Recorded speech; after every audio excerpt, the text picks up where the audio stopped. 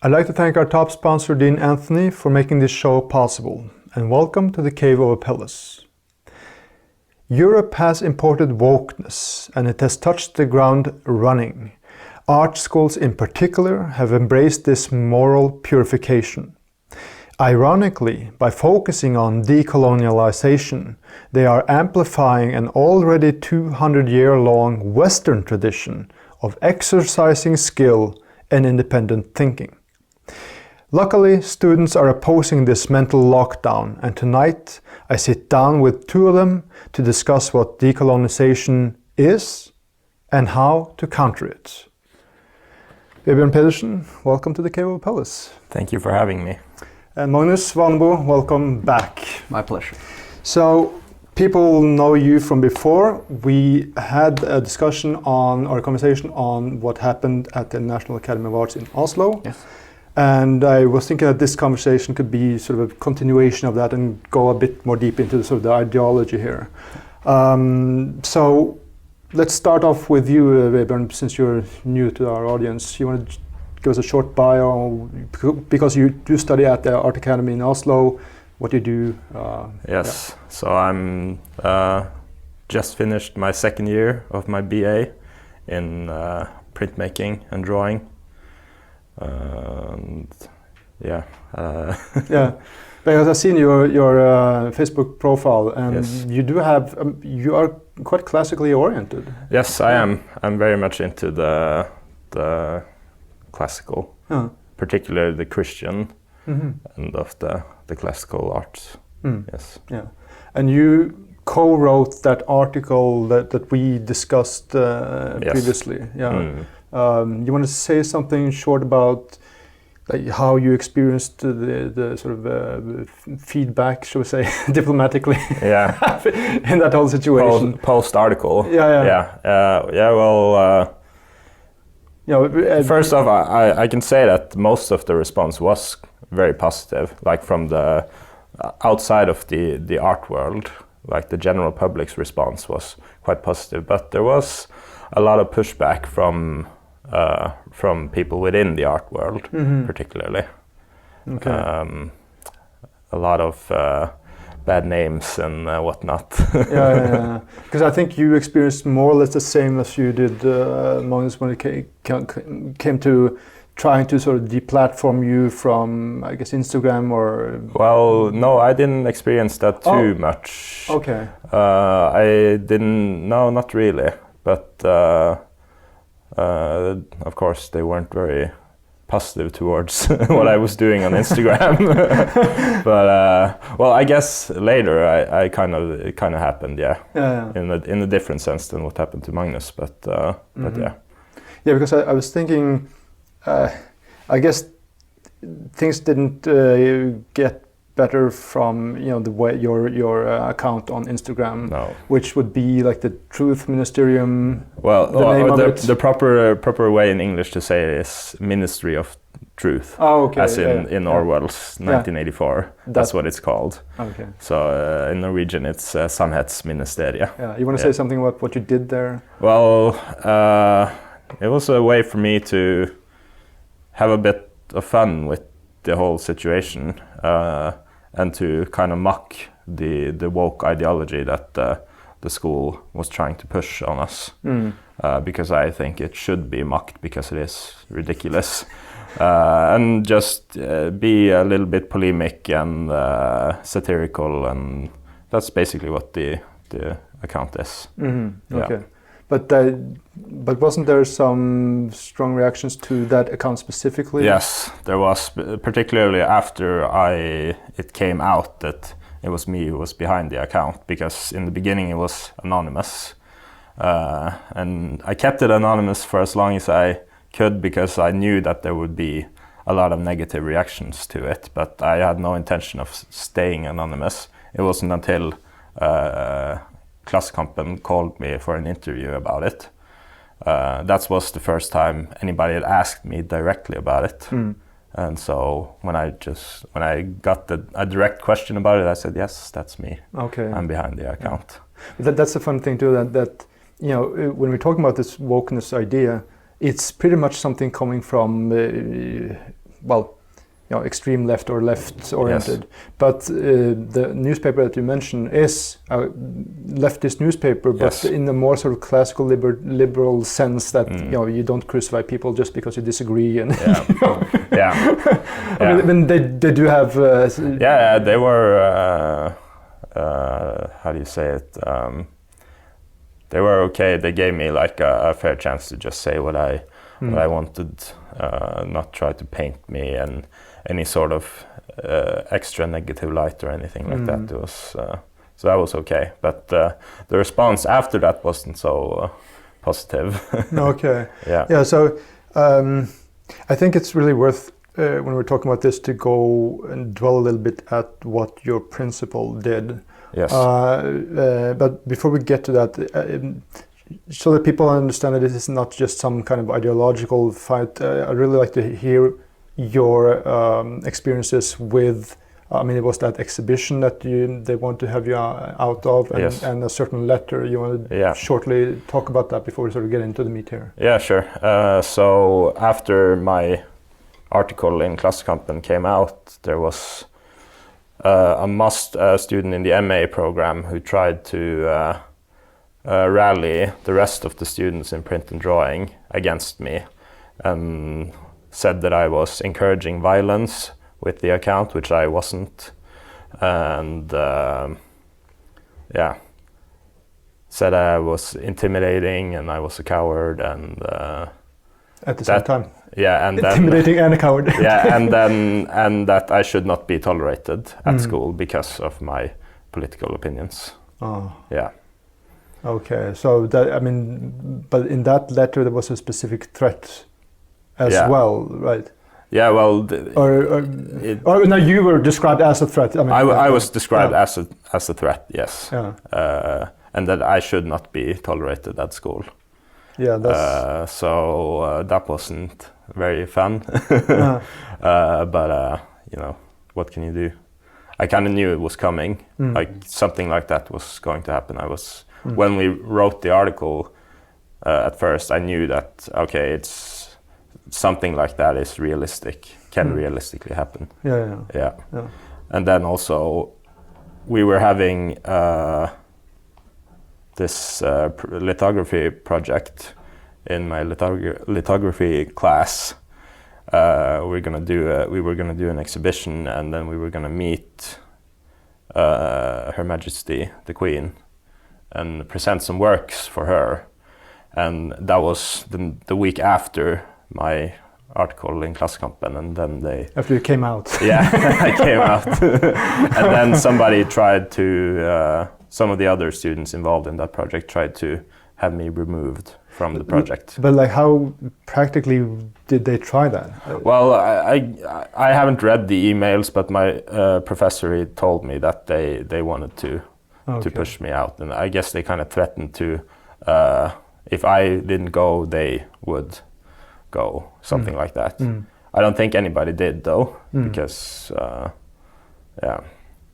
so nothing happened, but they tried. Yeah, right. Yeah. Oh, okay. Yeah, and it didn't make me feel very good. Well, I understand that. So maybe Magnus would like to say something about the principal's role here, because I think when we're talking about this, one thing is the student activism, but another thing which is kind of freaky is when the principal and the leader, so to speak, just say, "Oh yeah, well that sounds good. Let's go ahead."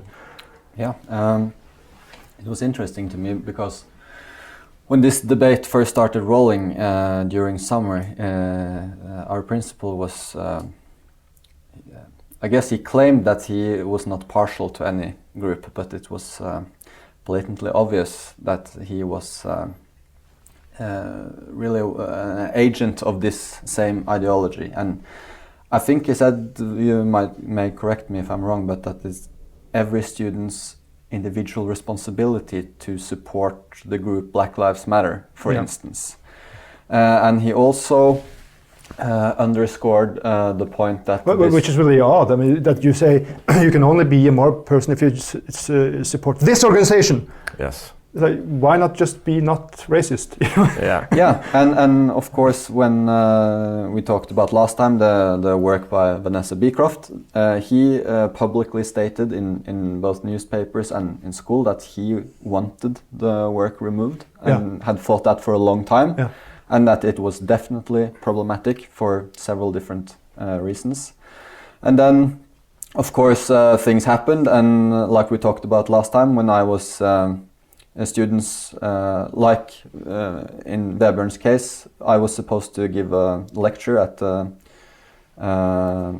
in my school at a place called Kunstnernes Hus, and the whole thing ended up being just postponed and now I guess cancelled because we haven't heard anything more about it. As a direct result of all the tumultuous things that happened when people were trying to remove my right to speak there. And after the fact, our principal went to the papers 1 or 2 weeks after, and he said that our school has no problems with, I guess, freedom of speech or like the diversity of opinions here. Yeah. And that's when it became really obvious to me that this guy either has no clue what he's talking about, or he's just an active agent in the same manner that. Yeah. Yes. Yeah. I mean, you sent me that email, principal's letter, and I read through it, and that was really freaky because I mean, one thing is he talks about the need to totally change the whole school, and this is a fundamental thing. And I think perhaps one of the most freaky things was that when he was saying that on the basis, when they should hire new staff, it should be based on personal ethics and personal values. So it's going away from someone who has knowledge of the specific discipline or craft or whatever into someone who has the right opinions. Yes. Yeah, it's and also I'm pretty sure that he mixes in with race and sex and or gender or whatever. Yeah. That also should be a part of I guess what you would consider a candidate for employment. Yeah. That it's important to have like students who or staff who are non-white, who are gay or whatever, which like is completely ridiculous because being gay or being non-white says nothing about how competent you are at being a teacher or teaching students a specific craft or whatever. It's completely ridiculous. Yeah, and that's and in the same kind of blink, you turn attributes of yourself that you're born with, you can't do anything to or against it. You turn those into merits in themselves instead of the competency that you describe. And I guess from an anti-racist and anti-discriminatory perspective, that is in itself a kind of a contradiction. At least it seems for me that your accidental attributes somehow are essential to your merit as a human and as a teacher and as a student as well. Yeah, because it problematizes the idea that higher education in the West, in Norway or whatever, are predominantly of one ethnicity, and that ethnicity being white, since the West is mostly white. So how I never understood how can you avoid that if you have a majority white population. Of course, most of the institutions are going to be predominantly white. Yeah. So and I think that's like my favorite point to point out when it comes to the irony of the whole thing, where he talks about in that letter the need to decolonize art. And I've talked about it well in that comment video where I mentioned you guys, how the ideas that they're pushing are made by white Eurocentric men of the 18th, 19th century. And Yes. and I think when they are critical of what was sort of the old master, the classical tradition somehow, then they think that they're being sort of critical of what is European somehow. Yeah. But it's just an amplification of the European idea already to dismantle all those things. I think that's very interesting. I've been thinking about that lately. That because like this is presented as like an answer towards the evils that the West has done in the past, but it's also the Western mind who came up with these things that to move away from those old ways of doing things like slavery and whatnot, because you still have slavery in other parts of the world today, but nobody says anything about that, but they keep on about the American slavery that ended over 100 years ago. So exactly, it's so ironic and so it's laughable. And what concerns me also is that it's you go into sort of meta irony mode, where these people are saying that we shouldn't be Eurocentric, and then they're basing themselves on a Eurocentric ideology, which now sort of morphs into wokeness, and they forget. I think I mentioned that also in that comment video, that if you look at Nigerian sculpture from the 14th century, or Assyrian sculpture, or Egyptian or Japanese of the 8th century or whatever, you see that those things are classical. Yes. So it's not an ethnic or racial project, and so they want to decolonize art by taking that out. Yes. And then it just becomes even more Western. Yeah. But I mean, it's also a problem this thing with, I guess, in that letter he basically says that when you have that specific ethnicity, white, you have no right to speak.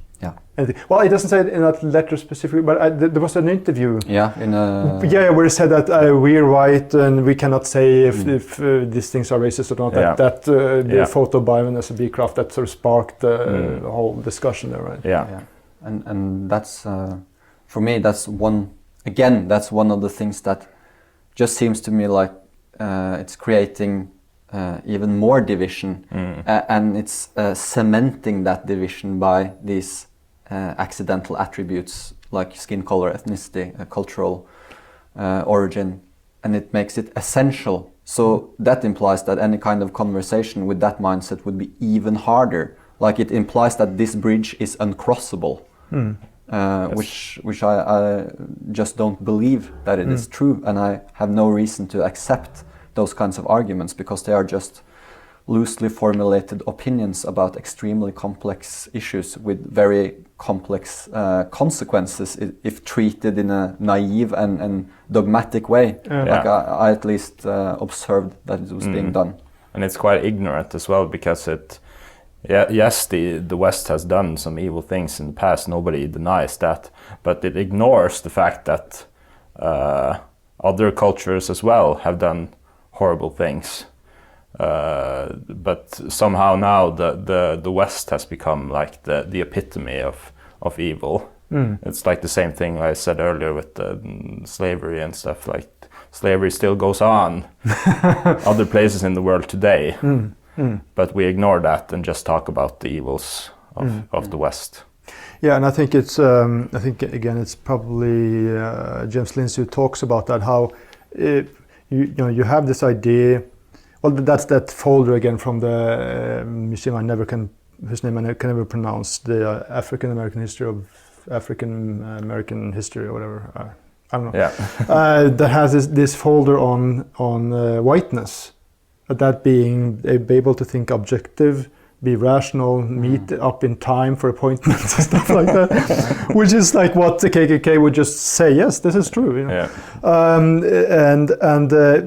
The irony is then that I think I heard from Lindsay is that when you look at European history, it's a constant attack on exactly objectivity, reason, empirical studies, or being empirical in your when you form your opinions. Yes. And so they think they're being anti-European when they attack those central values. I mean, it's like, okay, there are these ideals that you have in the West, and I would presume in some other cultures as well, but still it's under a harsh attack. Yes. But, yeah, sorry. Oh, no, I was just going to say that this attack on these fundamental things that enables us to have conversations, like if you're going to attack reason, how are you going to have reasonable arguments and discussions with people? It's so, in a way, banal, but that's also what's so genius about this tactic, because it infiltrates kind of the kernels that ensures that everything else that you build upon that foundation of where disagreement is allowed as long as we are reasonable people to each other. But when you attack reason in itself as evil and white supremacist, for instance, or just suprematist in any regard, because with this logic you could just apply it to anything. You could, and of course this is a very opportunistic way that further kind of enables this division between people and objectivity. Oh no, that's white and male, and you kind of you nail these attributes to stuff that should enable everyone to come together, ideally. And so you just turn the entire structure on its head and you create chaos instead of any kind of ordered discourse, which again is very weird, but it's very, very effective, as we saw during this whole shenanigans. Yeah, I was thinking about that's an underlying idea here, or goal, that you take away the possibility of having reasoned arguments, so that it is impossible to disagree. Yeah. And that's when that idea comes in, that if you are disagreeing, then it's either white comfort or you're privileged or whatever. Yeah. I think it's very dangerous, and like Magnus said, it's a very effective strategy, and then you get to just label you don't have to make a solid argument for why something is racist, for instance, which we saw in the debate last fall. The whole debate is built on the idea that there is structural racism at KIO and in Norway in general. At the National Academy of Art. Yeah.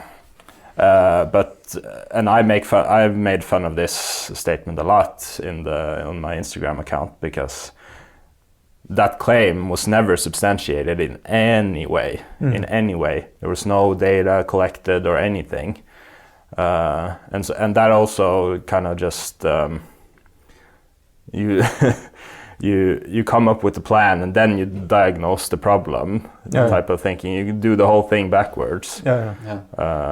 And of course, when we were asking for arguments and evidence and proof, we were called totalitarian, because any kind of dissent or criticism is making, like when we were criticizing them, we are making ourselves into their enemy somehow. And of course, when you have disabled reason and critical thinking, the only thing left is power and the implication of either verbal or physical violence, in a sense. And that's where all the name calling comes in, also because all those words, racist, white supremacist, Nazi, or whatever, they're strong insults and very serious accusations to make.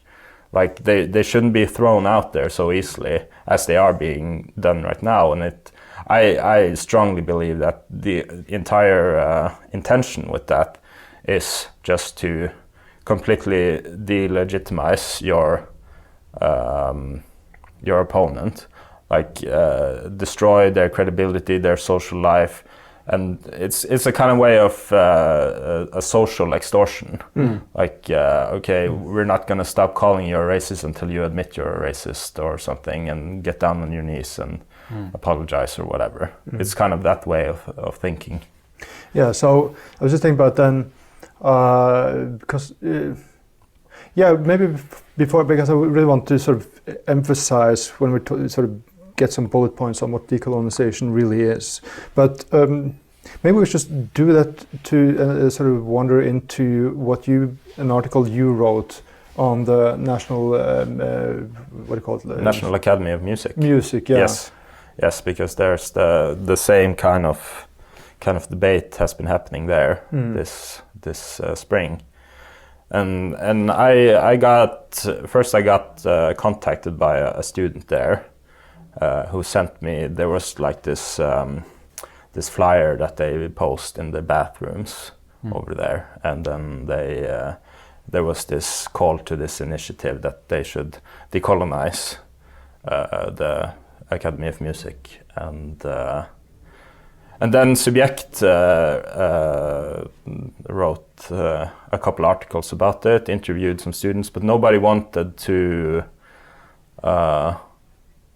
publish their names. And so that's a little bit of what I write about, that these kinds of debates should happen in a properly public way with their full names and all of that. And then you made a point of that these are schools funded by public taxpayers' money. And, yes. Yeah, and this is an ongoing trend, and it's like the people who's been following this have seen that it has a lot of negative consequences, and me and Magnus have felt those negative consequences directly. So I understand that people don't want to get into that, but at the same time you can't go into a proper debate and not accept the responsibility that comes with that either. Yeah, and you sent me the photos of that flyer. Yeah. And it struck me that it's the same tactic as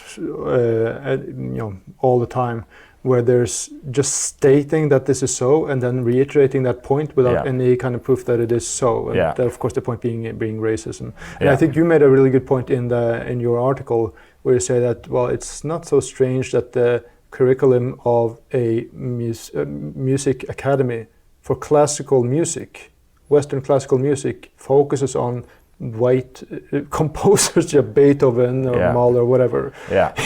So it seems to me that what they want to do, sort of one of the core pillars of decolonization politics is that whoever has integrity, those are the ones you call colonial masters or yes.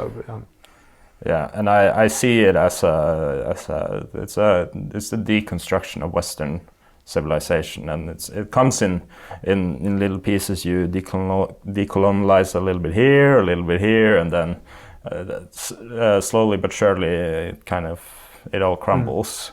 Well, I guess it relates back to also what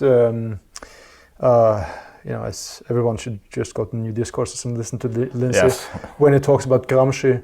Understanding at the point, he is sort of credited with the one who really understands it, that you have, in the literal sense of the term, the idea cultural Marxism, meaning that you have to take over the culture, the 5 pillars of culture, family and education and what are 3 others? Anyways, you have to do that first. You don't start with guns. You take the culture first, and then that's very interesting, and that's something that I've been listening to this KGB defector called Yuri Bezmenov, and he talks a lot about that as well.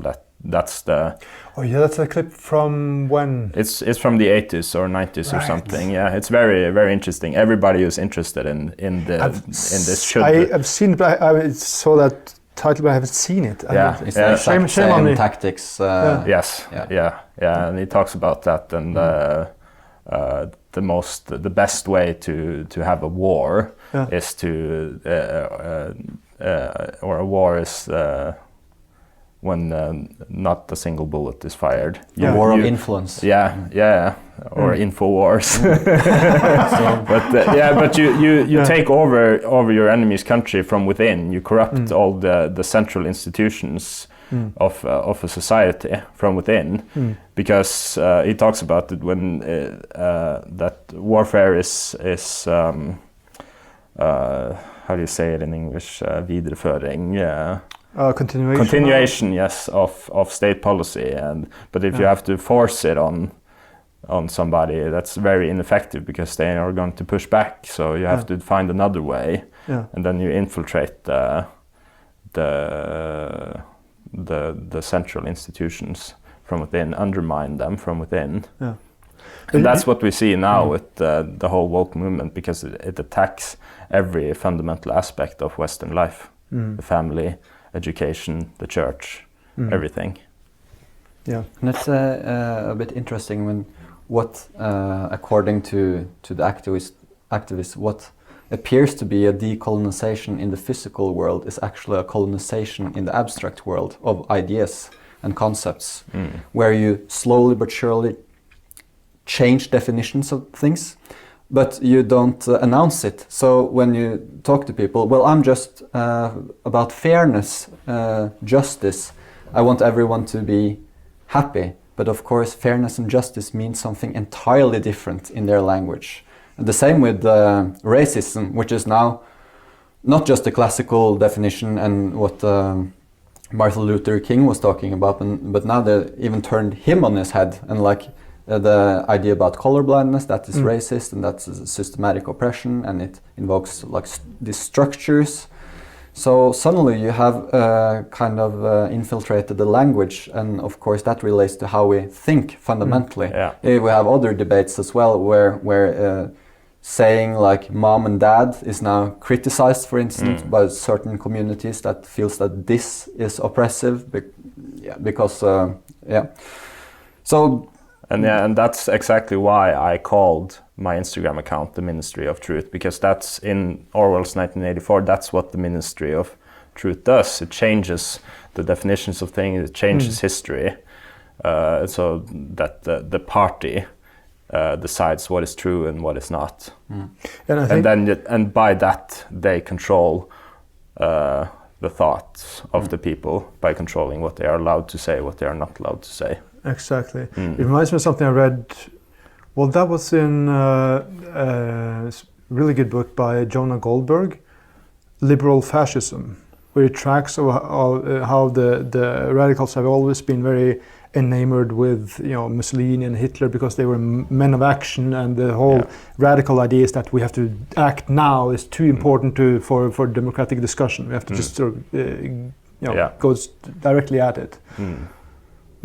And that has been a recurring motif in the discourse pertaining to National Academy of Arts as well, that a lot of these the most screeching activists, I've seen them write like, we're done with being nice, it's time for like, justice. And of course, it's just implied what that entails, but the whole idea is right, that this is a call to action that can't wait, and we can't be nice, and we just have to smash it down, so to speak. And this idea that I mentioned it before, but I think it's sort of important to try to hammer that in.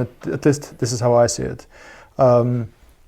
Just did a dark flame with Karl Korsnes on Schweigor's critique of German philosophy, where he talks about, and he writes it in 1835, talks a lot about Hegel, how the idea comes that you can create truth.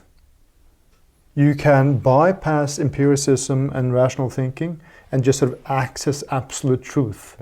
And then you deny all other people knowledge, because when you're empirical, you cannot know everything. You have to sort of start with what you're studying. And that is described then as a weakness, because you're not having total control of the whole cosmos. So I think, so what do you guys think if you should give me like, I don't know, 3 or 4 bullet points on what decolonization is, like the major pillars of what it does, what it presupposes to work in order to work, what do you think those things are? I think one important bullet point is the dichotomy, always a binary dichotomy between oppressor and oppressed. This is kind of the universal, ironically enough. Which comes from Marx. And for instance, you have this other idea about different kinds of knowledge. Like I remember when there's no objective truth, objective knowledge. But that is objective. Truth. Now you're using logic. And of course that's interesting, because when I was studying philosophy at the university, I used to do courses in epistemology, and suddenly we have a course in feminist epistemology. That's different. Okay. So what's kind of, I remember the Germans, they had physics, and then they had Jewish physics, like a demeaning, patronizing kind of thing, or well, Jewish, I don't know. So somehow, like the cultural, or even worse, these accidental attributes like sex or race dictates your capacity for knowledge in itself, and this is an objective statement, like Vebjørn says, even though it's made to relativize everything else, which again is the effective power or effective strategy here. You leave reason behind. So reason is also. So and that's kind of my biggest problem with it, is that you make things like race, gender, and whatnot paramount when you are critiquing something or assessing whether it's good or not. And that's it's so far, like we said earlier, in an anti-discriminatory, anti-racist sense, it makes no sense at all. I think that's also why I liked. I'll send you the PDFs for that book by Straumsgaard, where it talks about the sort of the creator of the German idea, which is what we're talking about here too. Is that, well, here's empirical reality, here's the idea. And they don't match, but you follow the idea. But there are some other sort of sub-chapters here. I mean, what this thing about things being structural or subconscious and these things. You want to say something about like how that plays out or has played out at Kiel, for example? Well, let me was that used specifically? It was. For instance, the whole concept from Ibram Kendi or Henry Rogers, I think his real name is, and Robin DiAngelo from with the Henry Rogers doesn't sound that nice. That's like too. You can't trust that guy. And of course, if you oppose this idea of structural racism, for instance, these power structures, which you are correct, this is a main point. You are not allowed to criticize it. You are instead called.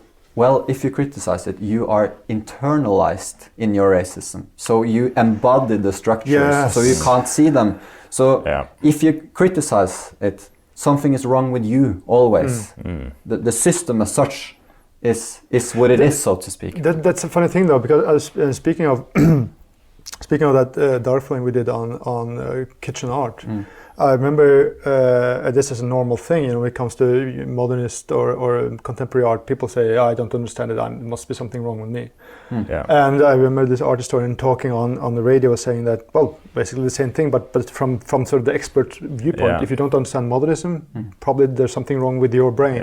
That's what I said, there's something wrong with your brain. And that too is, I don't believe that at all. I think that a lot of the modern or the postmodern art now has lost connection with the general public or whatever.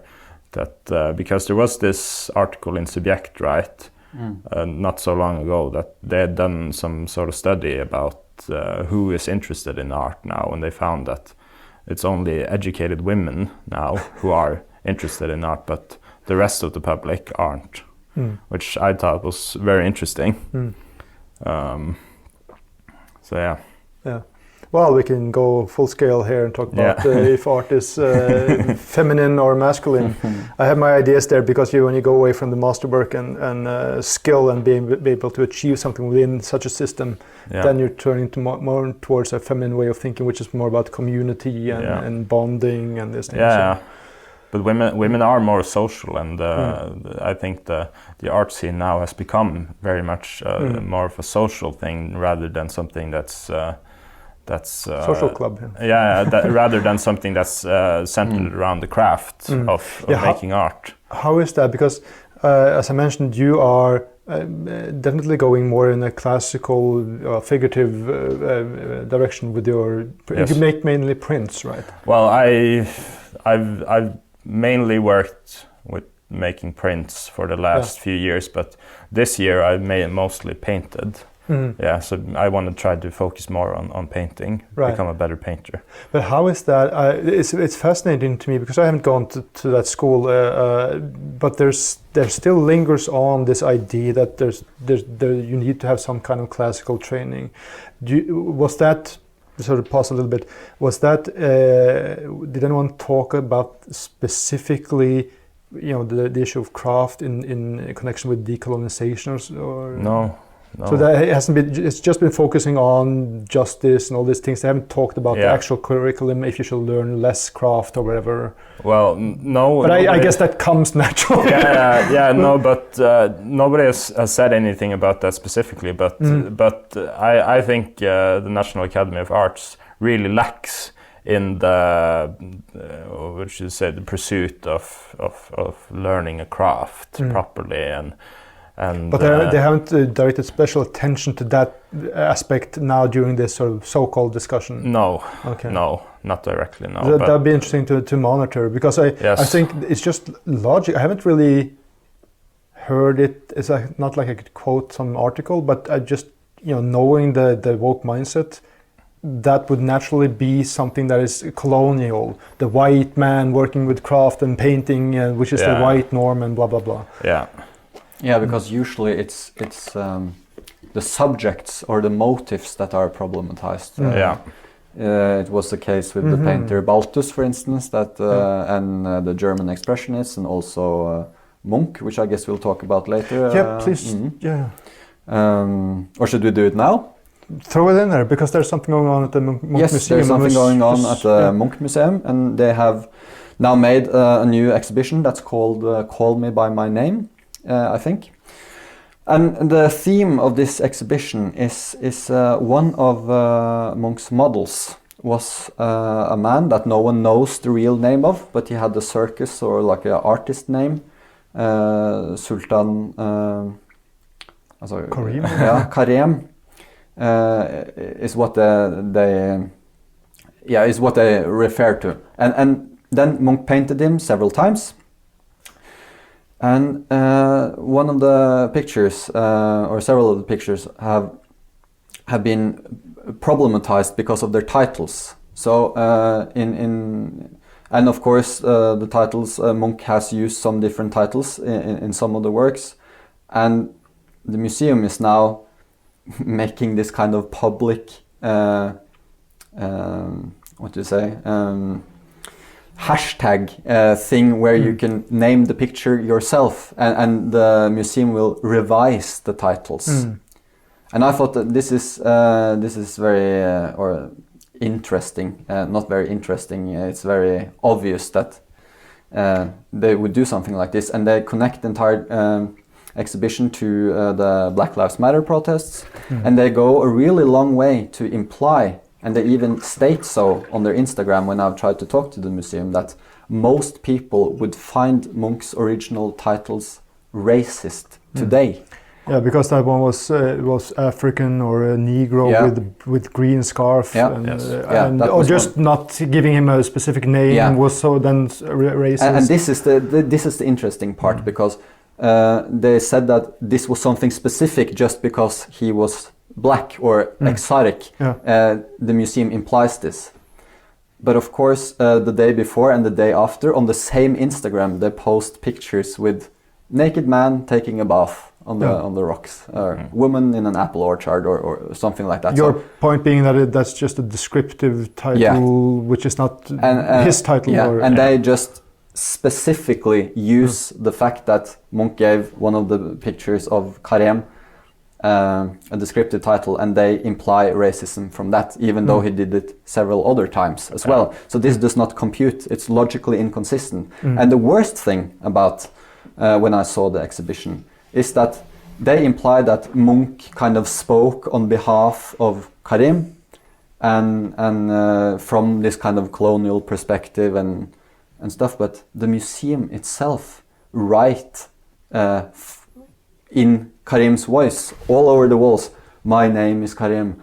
I am this and that. Monk didn't know how I was. That's mental. So yeah, that's mental. It resembles how in these old ladies magazines they write these short stories about, for instance, a cat, and they anthropomorphize and say like, oh, I can't wait for my mama to come home and give me milk. I'm a cat that likes to be petted, and it's so nice being here in my garden. And this is exactly what they're doing to Karim in the pursuit of anti-racism, and it's the most patronizing thing I've ever seen. Yeah.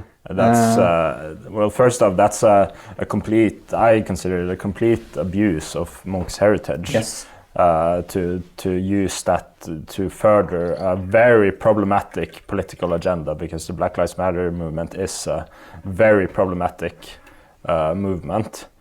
But also with the condescension, and that's also my fundamental problem with this anti-racism stuff now, that it condescends to everybody who isn't white, as if they are not full human beings. We have to treat them with silk gloves and whatnot. Yeah, maybe just that can't hurt their feelings. We have to quote them in for being hired, which is something that the students at the National Academy also demanded. So and that just says to me, that's the bigotry of low expectations that we. Well, that's what you had also. That is, he says that in the principal's letter, that there has to be more. What's the phrasing? I think I wrote it down. More non-discriminatory application process. Yes. Which just means lowering the demands of being. It goes back to what I was saying with having a predominantly white population. Like, you aren't. If non-whites are a minority, you aren't going to find as many people who are interested in, for example, in working in art or whatever, that are going to apply. So, but there's a funny thing too. I mean, one thing is that they're sort of wrong in both directions here. As I mentioned, this is construed as some Western idea that you paint a human figure, and the Rembrandt has these portraits and these things.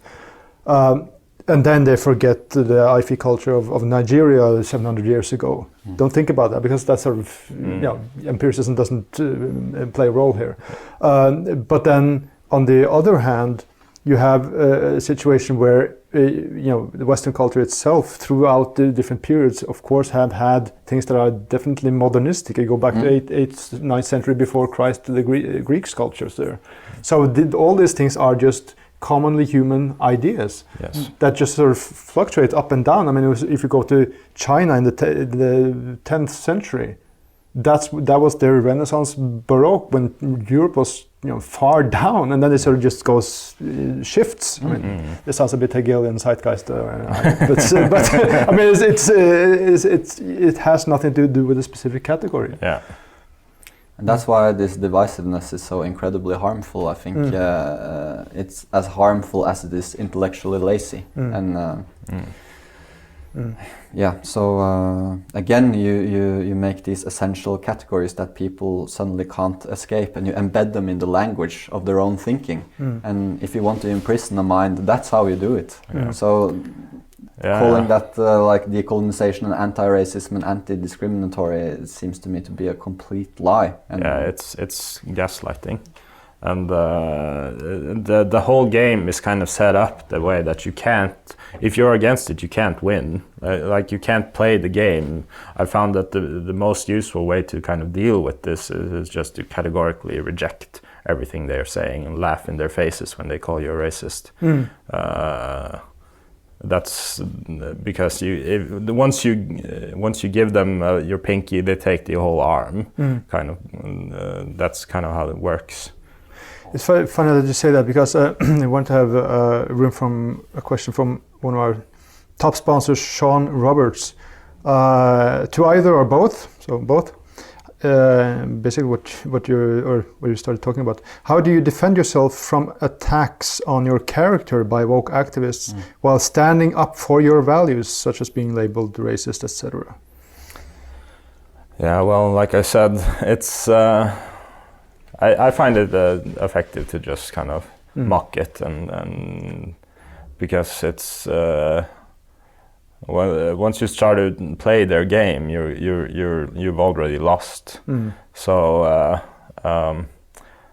but you have to kind of have a strong backbone or whatever to do that, because it can be hard to get called those things. But you also, I found also that okay, so what if they call me that? That doesn't make me a racist. It doesn't make me a Nazi if they call me a Nazi. Like you can't let those words that other people use about you define you. Because, and you kind of also have to accept that you can't really change other people, and you can't control other people and what they're going to say and what they're going to call you. That's something you just kind of have to accept, and then just try to make peace with it. That's what I've had to do through this. So have you had specific experiences, sort of face to face, where you've had to react like that, or are you talking about emails or what? Well, no, I think it's mostly been. I think I've had one where a student said that I was saying a bunch of racist stuff, and I just laughed because she was being so ridiculous. But most of it has been on the internet, in the comment sections and whatnot. And so it's not always literally laughing in their faces, but the Ministry of Truth Instagram account is kind of proverbially laughing in their faces and kind of just, no, I'm not playing your game. This is stupid. Yeah, I think that's a really good advice, because just you it's like you have that scene from, I don't know if you've read Atlas Shrugged by Ayn Rand. I haven't. There's a scene where it's described that John Galt, they're trying to take, this is wokeness, trying to take over the factory, and everything should be fair and just and these things. And there are 6,000 employees. It's a big meeting, and he rises up as one person and says, I disagree. This is bullshit, whatever. Yeah. And I think you don't even have to be able to say, oh, Marx and this, and then Gramsci, and list all the philosophers and the title of books, whatever. Just that someone says, I do not accept this. That one sentence. Yeah. That someone disagrees. That's possible. Yeah. Like I guess that's what you're saying. Do you have any? Yeah, I think my like practical advice. What do people do when that comes? Because it will. I think my strategy was twofold. Like the first, like during the fall, I had to kind of take care of my mental hygiene to not just succumb to the pressure. So I started physically working out, and I started reading a lot of material, finding like-minded people in kind of the intellectual sphere to communicate with. Can I ask what specifically you read? James Lindsay, of course. That's a kind of a good antidote, a good way to start. But I also tried to engage with the actual literature that these activists wanted me to read, and that I usually had read more than them in the first place, because they always used the argument, well, if you don't understand what I'm saying now, you're just a silly boy, and you should just read, go home to your mom and read and educate yourself, as they always say, because they don't want to spend the emotional labor educating you, because they are ignorant and cowardly. So I realized very quickly that having this internal discourse didn't work, because they were completely uninterested. So I thought, okay, I'll try to kind of not lose my mind. That's the most important thing. Don't take on more than you can deal with, and know that it will be trouble. Wherever you are, I think trouble will find you if you object to these things.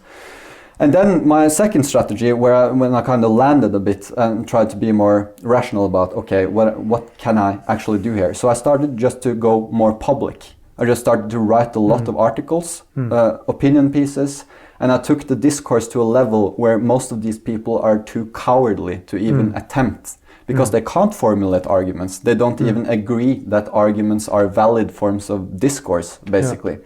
So when you are publishing opinion pieces, you also cement those ideas in the public. They become available for different people, and then it becomes easier for more people to object. It makes it socially acceptable in a slow kind of way.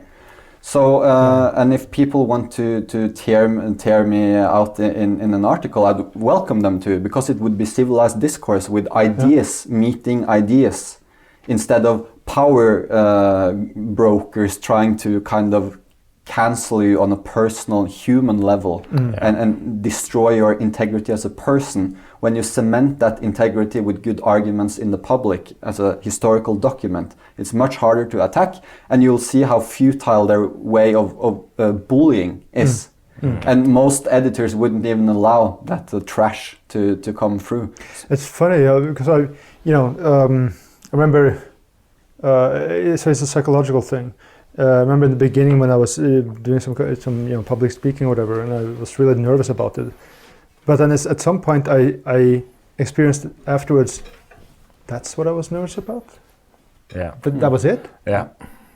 And it sounds like what you guys are describing is that okay, instead of just hiding, you go out and say, here I am. It's like...